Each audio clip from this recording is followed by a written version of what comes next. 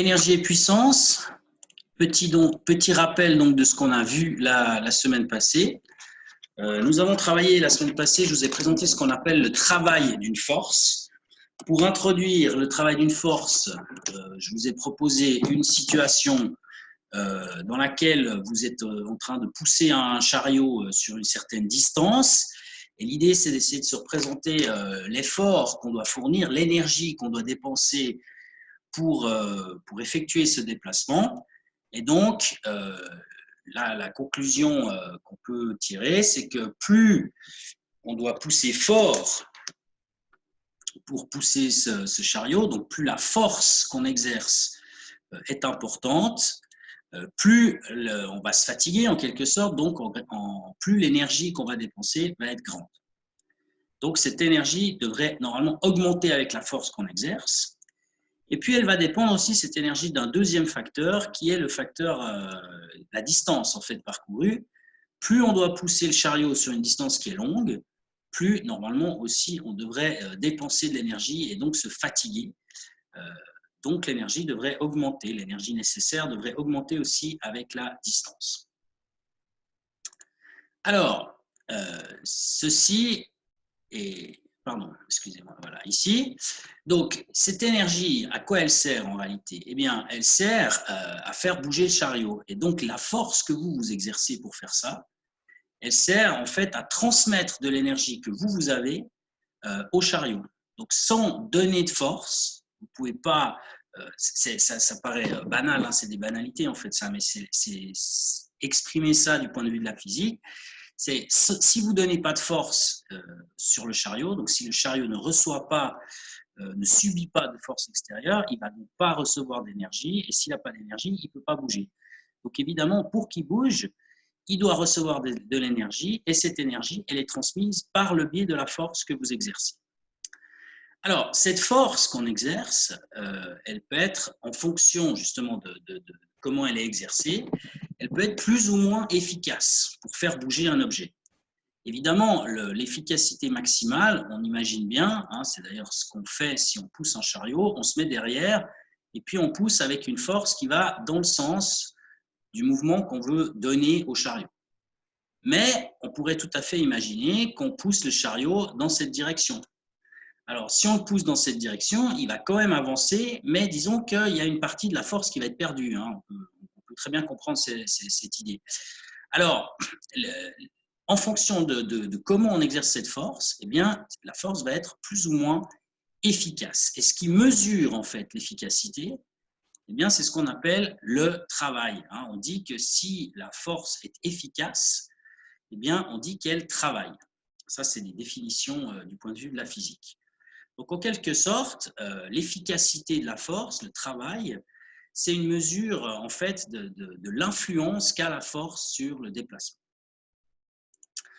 Alors, si par exemple, donc je disais tout à l'heure, hein, si vous exercez une force qui n'est pas exactement dans le sens du mouvement que vous voulez donner, donc je remets le dessin de tout à l'heure, si, admettons, qu'on exerce une force qui va dans ce sens-là. C'est vrai que, vu dans cet exemple, ça paraît un petit peu stupide. Hein, personne n'aurait tendance à pousser comme ça. Tout le monde aurait tendance à pousser comme ça. Parce que justement, cette force-là, exercée horizontalement ici, c'est la situation la plus efficace.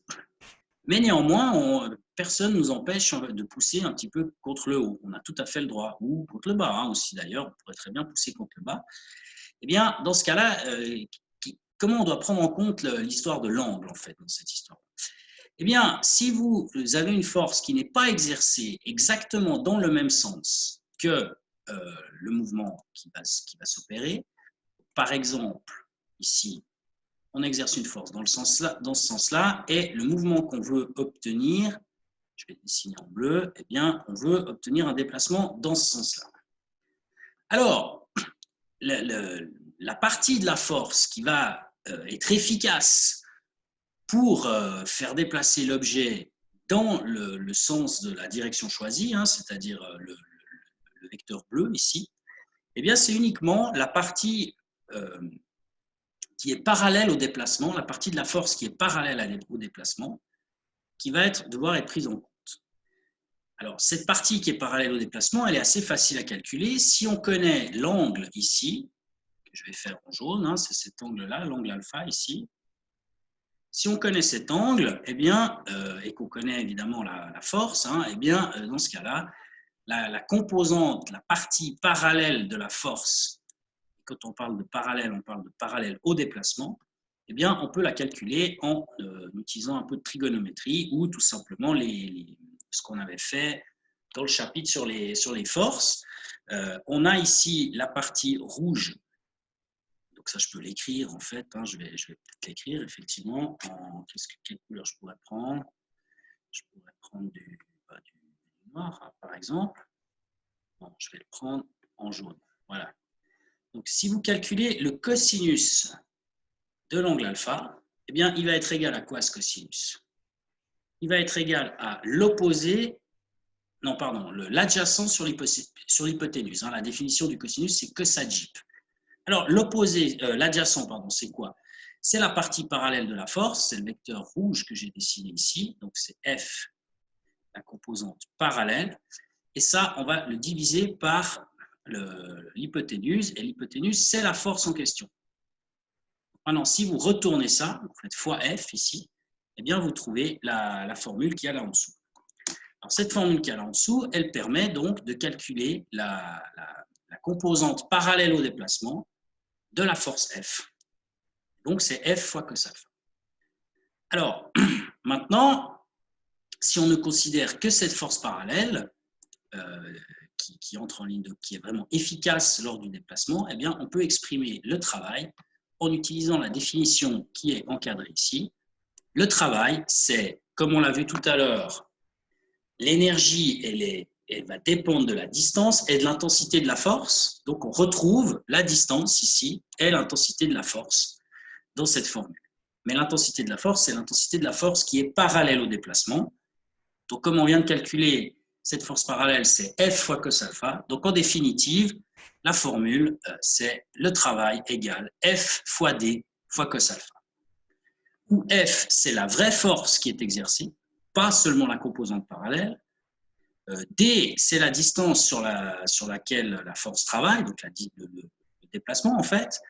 Et puis l'angle alpha, eh bien, c'est l'angle qui a entre le sens de déplacement et le sens de la force. Donc, si je le remontre ici, ce que vous devez faire pour déterminer l'angle alpha, vous devez considérer, on va dire, la direction du déplacement, le sens du déplacement. Vous devez considérer le sens de la force. Et ensuite, vous devez aller, en quelque sorte, on peut dire ça comme ça, depuis le déplacement sur la force. Donc, le déplacement est là, on va sur la force. Donc, cet angle-là, hop, c'est l'angle alpha. Voilà. Cet angle alpha, donc, il apparaît à travers le cosinus dans la formule qu'il y a ici. Une petite remarque que j'avais fait encore par rapport à ce transparent, c'est que le travail, en fait, c'est une grandeur qui est symbolisée par la lettre W, parce qu'en fait, en anglais, travail, ça se dit work. Donc, on utilise en général le W majuscule pour représenter le travail. D'après le système international des unités, la force, ça se mesure en newtons, donc il faut des newtons là-dedans. La distance, ça se mesure en mètres dans le système international des unités, c'est l'unité officielle, donc il faut des mètres. Et puis, eh bien, l'angle, à travers le cosinus, il n'y a pas d'unité. Donc, en définitive, un travail, ça se mesure en newton fois des mètres. Alors, le newton fois des mètres, c'est une grandeur newton fois des mètres qui est redéfinie. Hein. Un newton fois des mètres, c'est ce qu'on appelle un joule. Alors, le joule, c'est l'unité de mesure officielle, on va dire, de tout ce qui est énergie, et donc, en particulier, du travail, puisque le travail, c'est une forme d'énergie, comme je ne l'ai d'ailleurs pas rappelé, hein, juste au transparent précédent. Le travail, c'est en fait, quand il y a une force qui est exercée sur un objet qui se déplace, eh bien, c'est l'énergie fournie par cette force à l'objet qui se déplace lorsque son point d'application se déplace, justement. Alors, Donc, on en était là la semaine passée, hein, je crois. Ouais, on s'était arrêté ici. Et donc, pour nous, hein, le joule, c'est l'unité de mesure officielle, on va dire, hein, du système international des unités. Cela dit, ça n'est pas une unité fondamentale, donc c'est une unité dérivée du système international des unités. Et la correspondance, qui n'est pas très important, hein, on n'est pas obligé de savoir ça, c'est des kilos fois des mètres carrés par seconde au carré.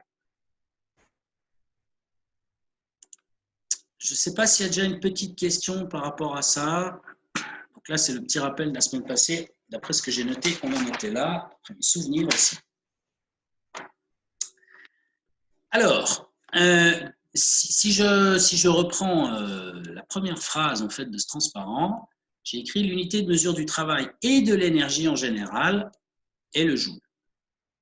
Et donc là-dedans, il y a et de l'énergie en général. Alors, l'énergie, c'est une grandeur qui est beaucoup exploitée en fait en physique. On retrouve l'énergie sous plein de formes, dans différentes théories, dans différents sujets de physique. Et du coup, en fonction du domaine qu'on étudie, eh bien, on aura différentes unités de mesure pour l'énergie. Évidemment, l'officiel reste toujours le joule, hein, on est bien d'accord.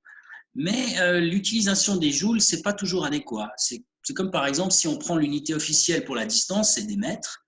Mais quand on commence à mesurer des distances dans l'espace, eh bien, on abandonne assez vite les mètres parce que sinon, on obtient des valeurs beaucoup trop grandes. Et donc, on utilise des nouvelles unités de mesure. Et une, par exemple, qu'on avait étudiée en première année, c'est l'année-lumière, en fait, qui correspond donc à la distance que peut parcourir la lumière dans le vide pendant une année. Donc, il y a une équivalence entre une année-lumière et des mètres. Hein, on avait vu d'ailleurs comment calculer ça l'année passée. Et donc, en fonction des situations, on va dire, on va utiliser des mètres, hein, si c'est dans la vie de tous les jours, pour faire un calcul de, je sais pas, de distance dans une maison, n'importe où, dans la rue, comme ça. Là, c'est quelque chose on utilise des mètres, mais si c'est dans l'espace, on utilise des années-lumière. Ou autre chose d'ailleurs aussi. Et puis, si on s'intéresse à des distances qui sont plus de l'ordre des atomes, on va parler peut-être d'angstrom. Je ne sais pas si vous avez déjà vu ça en chimie. Donc, en fonction de l'étude qui est faite, eh bien, on utilise différentes unités de mesure qui sont toujours à comparer avec des unités officielles. Eh bien, pour l'énergie, c'est la même chose. En fonction des domaines, on va utiliser différentes unités de mesure qui sont toujours rattachées à l'unité officielle qui est le joule. Alors, je vous présente quelques exemples ici. Une unité de mesure vous avez dont vous avez déjà peut-être entendu parler, c'est ce qu'on appelle le kilowattheure. Alors, le kilowattheure, donc kilowattheure, c'est en fait 3 mots, kilo, watt et heure. Alors, watt, on n'a pas encore bien vu ce que c'est. Hein. C'est en fait l'énergie, c'est l'unité de mesure, les watts de la puissance. Donc, la puissance, c'est le titre du chapitre, hein, c'est énergie et puissance. Donc, on va bientôt voir en fait ce que c'est que les watts et donc que la puissance.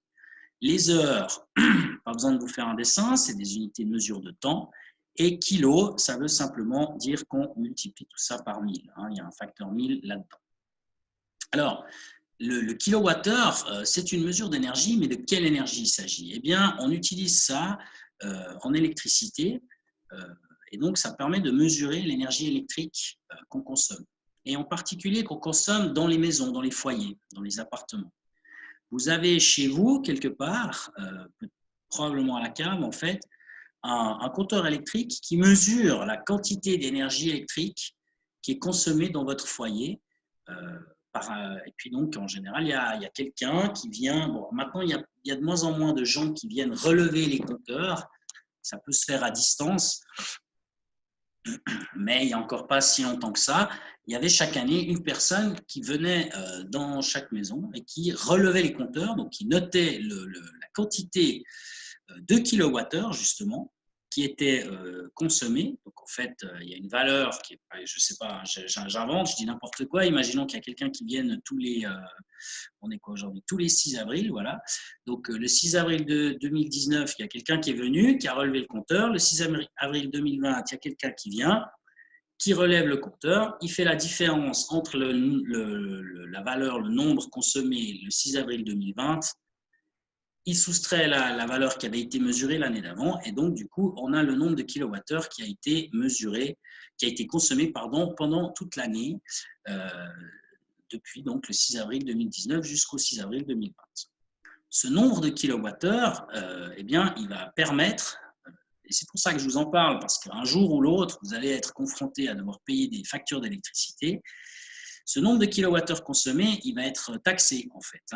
Donc le kilowattheure, il a un prix qui est donné par les fluctuations du marché de l'énergie en fait. Et donc, en fonction justement de la valeur du kilowattheure, c'est l'ordre de grandeur, pour vous donner une idée, c'est environ 20 centimes. 20, 25, 30, ça dépend, mais c'est cet ordre de grandeur. Ce n'est pas 1 franc ou même 20 francs, c'est cet ordre de grandeur-là.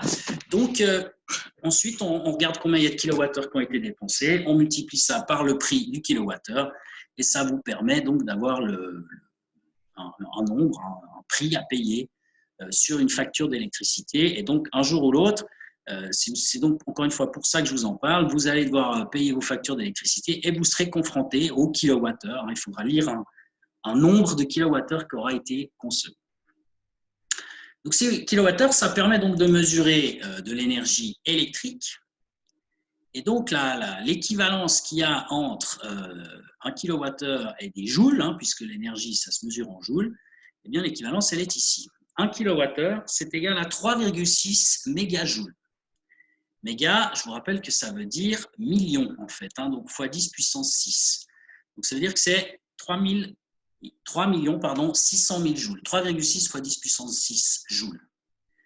Alors, bon, je ne pourrais pas vous dire comme ça, mais à vue de nez, je dirais une facture d'électricité chaque mois, on va dire pour une personne, ils ont 50 francs par mois, l'ordre de grandeur, après ça dépend de notre consommation personnelle, à raison, disons, de 20 centimes ou 25 centimes le kilowattheure. Combien ça fait cette histoire? Ça fait, si c'est 25 centimes, ça fait 1 franc, ça fait 4 kilowattheures. Donc, fois 50 pour les 50 francs, ça fait 4 fois 50, ça fait 200. Donc, environ 200 kWh par mois. C'est un ordre, une estimation comme ça, un peu à la louche. Eh bien, bon, 200, c'est un nombre qu'on arrive à… Voilà, c'est palpable. C'est quelque chose qui est… 200, voilà, c'est quelque chose qu'on arrive à compter facilement et à se représenter.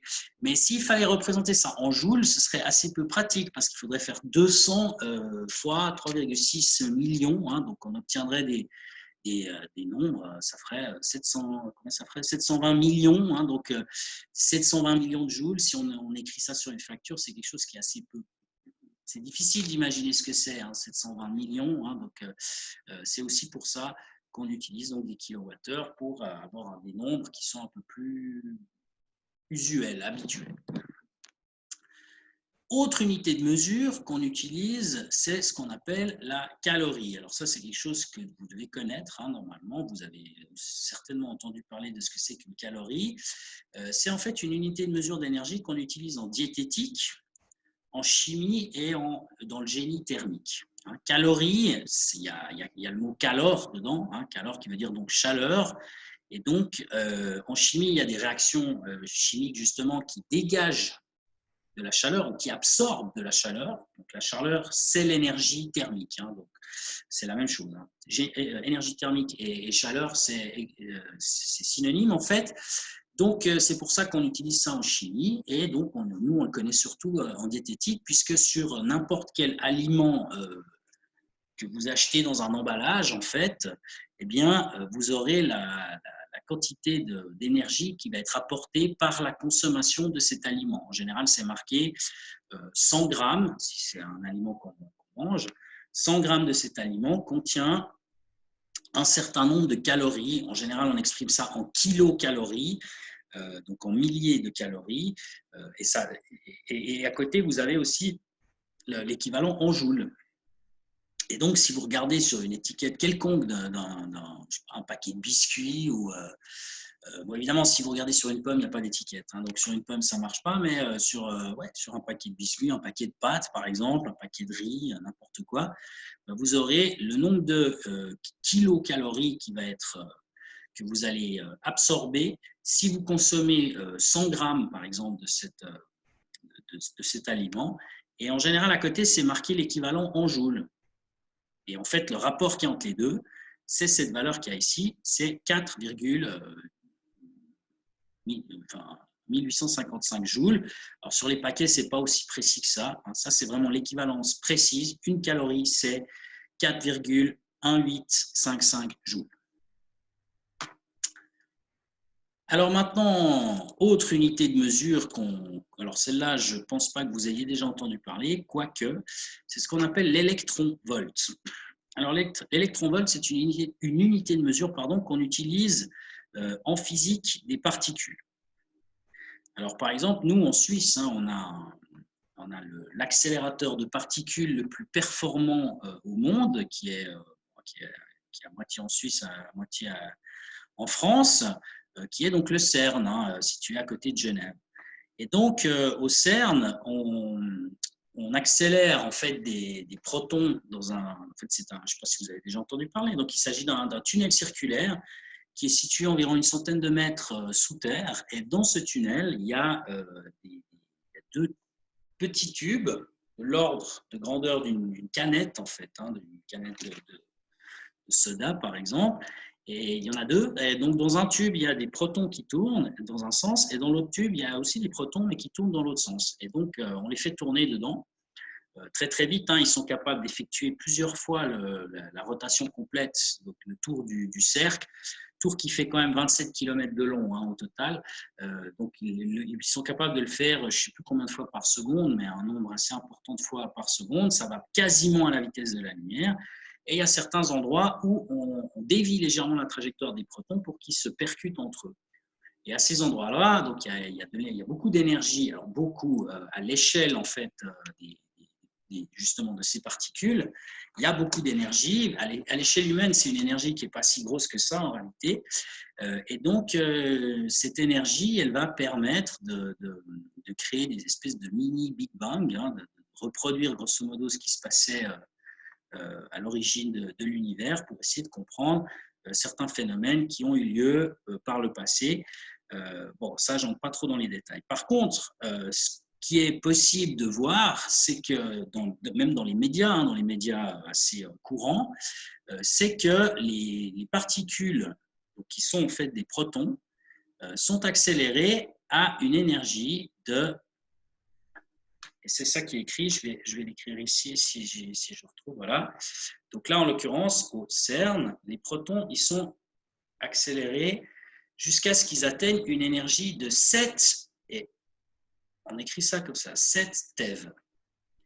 Et puis ça, c'est pour les protons qui tournent dans un sens, puis après, il y a les protons qui tournent dans l'autre sens. Donc, en fait, on multiplie ça par 2, et donc, à la fin, on obtient une collision entre des protons qui permet de dégager une énergie donc, de 14 TeV. 7 pour ceux qui sont dans un sens, 7 qui sont dans l'autre. Alors, qu'est-ce que ça veut dire Terra? Peut-être Terra, vous avez déjà entendu, c'est le T là qu'il y a ici, c'est le T de Terra. Et Terra, voilà, c'est une abréviation. On a Terra, c'est qu'est-ce qu'on avait comme unité de mesure? On avait vu que, par exemple, 10 puissance 9, on appelait ça des gigas. 10 puissance 12, 10 puissance 12. Des gigas, c'est la lettre G majuscule. Et donc, si on augmente encore ça par 1000, 10 puissance 12, eh bien, on appelle ça des téras. Et donc, la lettre qui symbolise les téras, c'est le T majuscule. Donc, en fait, ça veut dire qu'on a des énergies de l'ordre de 14 fois 10 puissance 12, c'est-à-dire 14 000 milliards d'électronvolts. Alors, dit comme ça, 14 000 milliards, ça paraît énorme en fait, 14 000 milliards. Mais en réalité, si vous regardez la correspondance entre les électronvolts et les joules, Vous voyez qu'en fait, un électronvolt, c'est très très peu. Hein. Vous le voyez ici, un électronvolt, c'est 1,602 fois 10 puissance moins 19 joules. En réalité, la définition, c'est quand vous mettez un électron qui a une charge, on a vu ça dans le cours précédent sur l'électricité, la charge de l'électron, c'est 1,602 fois 10 puissance moins 19 coulombs. Vous mettez ça dans 1 volt, dans une région où il règne 1 volt, où il y a 1 volt de tension, en fait, eh bien, bon, cette tension, elle va accélérer l'électron. Alors ça, c'est un petit peu compliqué d'expliquer pourquoi, mais ça va l'accélérer. Et donc, comme il y a un électron dans 1 volt, eh bien, l'énergie qui va être acquise par l'électron, on appelle ça un électronvolt. Donc, c'est pour ça qu'on retrouve 1,602 fois 10 puissance moins 19. Ça, c'est donc cette énergie-là. Et donc, c'est un électronvolt. Donc, même cette valeur, si vous la multipliez par 14 000 milliards, hein, ou 14 fois 10 puissance 12, pour obtenir des téra-électronvolts, vous voyez qu'ici, on obtient quand même quelque chose d'assez faible. Hein. En fait, on va obtenir quelque chose qui est plus petit qu'un joule, quoi. Donc, finalement, qui est plus petit qu'une calorie. Donc, voilà, à l'échelle humaine, cette énergie, elle est très, très petite, en réalité. Hein. Mais bon, à l'échelle des particules, à l'échelle des protons, c'est évidemment une très, très grande énergie.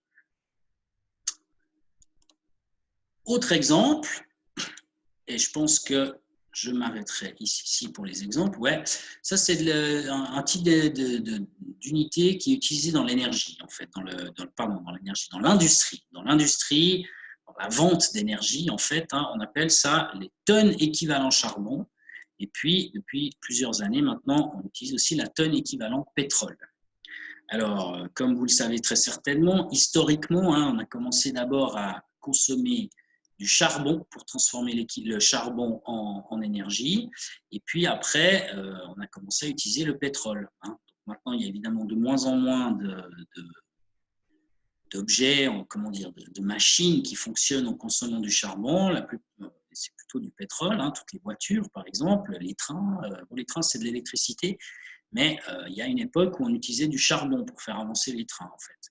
Donc, en fait, à quoi ça correspond la tonne équivalent charbon? Ben, ça correspond à l'énergie qu'on peut retirer de la combustion, le fait de brûler une tonne si c'est du charbon, une tonne de charbon, et puis si c'est du pétrole, une tonne de pétrole. Et donc, vous avez ici l'équivalence. Une tonne équivalent charbon, c'est 29,307 gigajoules, donc 29,307 fois 10 puissance 9 joules. Et puis, pour la tonne équivalent pétrole, c'est un peu plus, c'est 41,868 gigajoules. Hein, donc, vous voyez, un facteur 30% de plus, hein, grosso modo, pour la tonne équivalent pétrole que pour la tonne équivalent charbon. Donc ça, on peut en entendre parler de temps en temps si on s'intéresse un peu à l'industrie, à l'économie, à l'industrie de l'énergie, ce genre de choses. Est-ce qu'il y aurait une question ici? Non. Alors, ça c'était pour le petit rappel et pour plus que le rappel, hein, puisque donc j'ai parlé des différentes, de quelques autres unités de mesure de l'énergie, hein, en fonction des domaines. Il y en a encore d'autres, hein, bien sûr, de ces unités. Je voulais juste vous parler de quelques-unes ici. Alors maintenant, j'ai 3 ou 4, 4 en fait, transparents à vous montrer qui permettent donc d'étudier l'influence de l'angle dans le calcul du travail. Donc, l'influence de l'angle. L'angle, comme on a pu le voir dans la formule, si je reviens à la définition du travail, l'angle intervient ici dans la formule, hein, puisque on a le cosinus de l'angle alpha ici. Alors, on va voir quelle est l'importance de ce cosinus, justement, qu'est-ce que ça fait dans cette formule. Alors, tout d'abord, si vous avez un angle qui est de 0, par exemple, si je reprends mon exemple justement de la semaine passée, si vous devez pousser un chariot, bah vous, instinctivement, normalement, vous allez pousser de cette manière-là. C'est-à-dire dans une direction avec une force qui va être normalement parallèle à la direction du déplacement. Le déplacement, vous allez le faire de là dans cette direction-là. Donc en fait, la force, instinctivement, normalement, vous l'exercez de manière parallèle au déplacement. Pourquoi est-ce que vous faites ça comme ça? Pourquoi est-ce que votre instinct vous dicte ça? Eh bien, en fait, parce que si vous mettez un angle de 0, c'est ce que vous faites en fait en poussant de manière parallèle, si vous mettez un angle de 0, eh bien, vous avez cette situation-là. Donc là, je peux redessiner mes forces ici. Donc, je vais faire la force en rouge et puis le déplacement en bleu. Donc là, dans cette situation, vous avez une force qui est dans le même sens que le déplacement et donc l'angle alpha dans la formule est nul. Alors, qu'est-ce qui se passe? Si vous utilisez un angle de 0 dans cette formule, eh bien, d'abord, l'angle il apparaît avec le cosinus. Alors, le cos de 0, vous savez probablement, ça fait 1. Et le cosinus, c'est une grandeur qui évolue entre plus 1 au maximum et moins 1 au minimum. Donc, quand il vaut 1, le cosinus, c'est qu'il a la valeur maximale en fait. Donc, ça veut dire quoi? Ça veut dire que si vous exercez une force avec un certain nombre de newtons, si vous l'exercez avec un angle nul, eh bien, c'est là que vous aurez le cosinus le plus grand possible. Et comme le cosinus, il apparaît dans la formule du travail, c'est là que vous aurez aussi le travail le plus grand possible. Donc, comme le travail sera le plus grand possible pour une force donnée, eh bien, c'est là que vous aurez la plus grande efficacité de cette force. C'est là que vous allez donc fournir le maximum d'énergie à l'objet sur lequel vous exercez cette force. Et donc, c'est là que vous allez le moins vous fatiguer par rapport à la force que vous exercez. Et du coup, dans la formule, si on revient plus dans les calculs, eh bien, pour calculer le travail, si le cosinus de l'angle vaut 0, enfin, si l'angle vaut 0, le cosinus va valoir 1. Et donc, si vous faites f fois d fois 1, le travail il revient à être calculé comme étant f fois d tout simplement.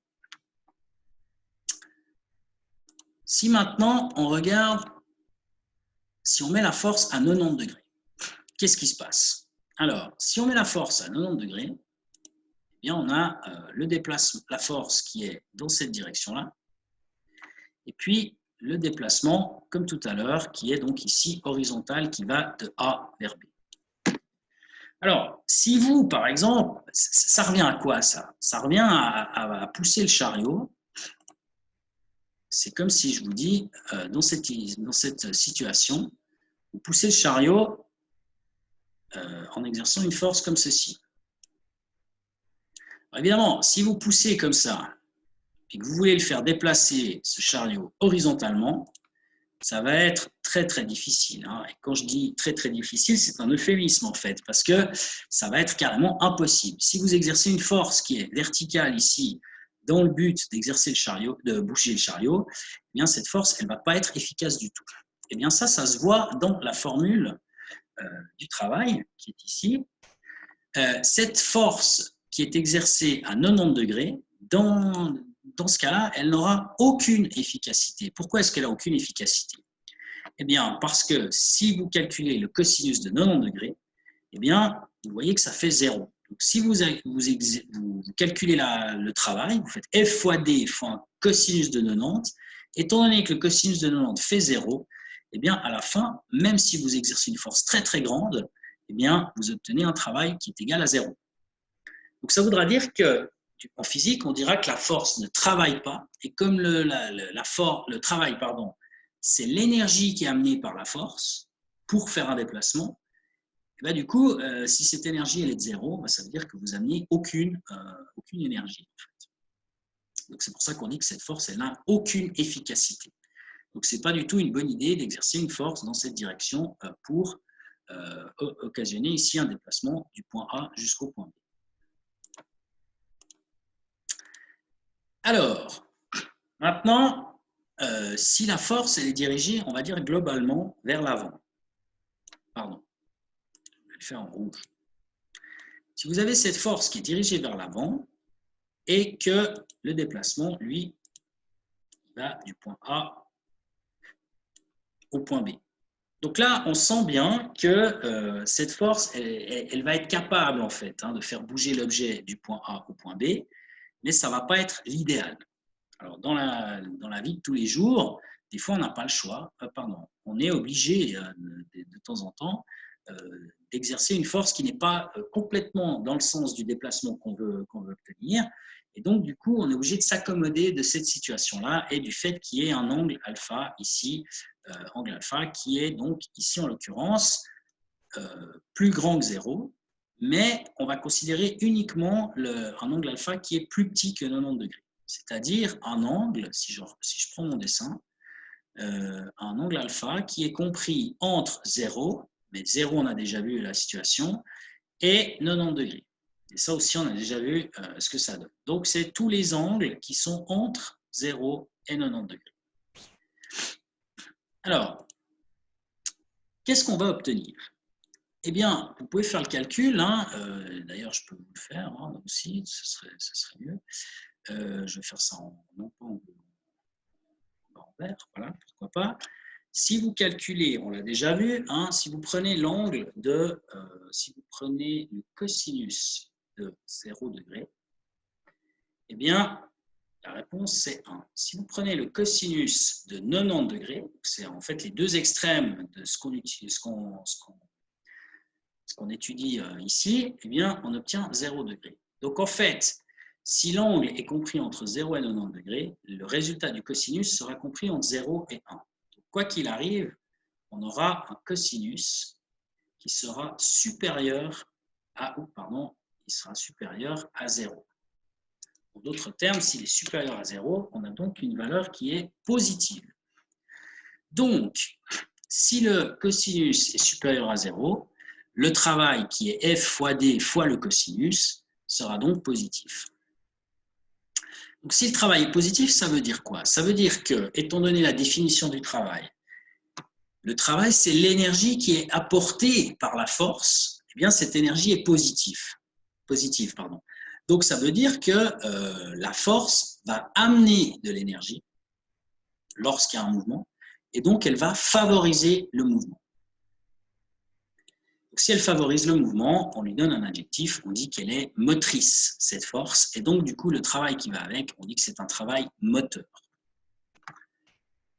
Au contraire, si cette force, elle est globalement dirigée vers l'arrière, alors, vous avez ici le déplacement qui s'effectue, je vais toujours le faire en bleu, du point A au point B, mais cet objet qui se déplace, il subit une force qui est globalement dirigée vers l'arrière, c'est-à-dire qu'elle a un angle, elle fait un angle par rapport à la direction du déplacement qui est supérieur à 90 degrés et qui va jusqu'à 180 degrés. Donc là, j'ai mis un angle quelconque, donc c'est un angle entre 90 degrés et 180 degrés.